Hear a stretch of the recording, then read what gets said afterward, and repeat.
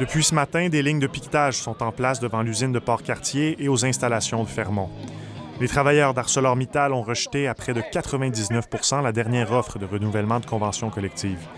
La question des salaires, des primes et des régimes de retraite est au centre du litige entre la minière et le syndicat des métallos, alors que le prix du minerai de fer atteint des records sur les marchés. La balle est dans le camp de l'employeur. Vous savez, quand on s'est quitté vendredi, on a dit clairement à l'employeur qu'on ne pensait pas que ces offres-là passeraient.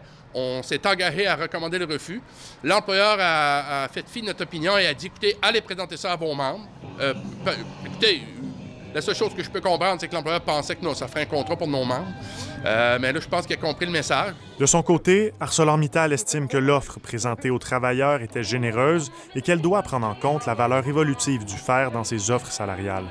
La minière se dit prête à se rasseoir à la table de négociation avec le syndicat, mais aucune reprise des discussions n'est annoncée pour le moment. Et donc, cette entente-là, cette offre-là a été rejetée, mais nous, on continue de vouloir travailler en collaboration avec le syndicat et on demeure disposé à retourner à la table de négociation.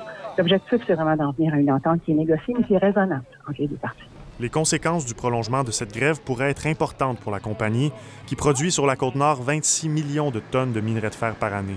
Un minerai de fer qui est vital à la production d'acier, notamment pour les installations d'ArcelorMittal à Contrecœur, en Montérégie. Selon le syndicat, la compagnie pourrait y maintenir le niveau de production actuel encore 2 ou 3 semaines avant de devoir s'approvisionner en minerai chez des fournisseurs externes. Ici Félix Lebel, Radio-Canada, à Port-Cartier.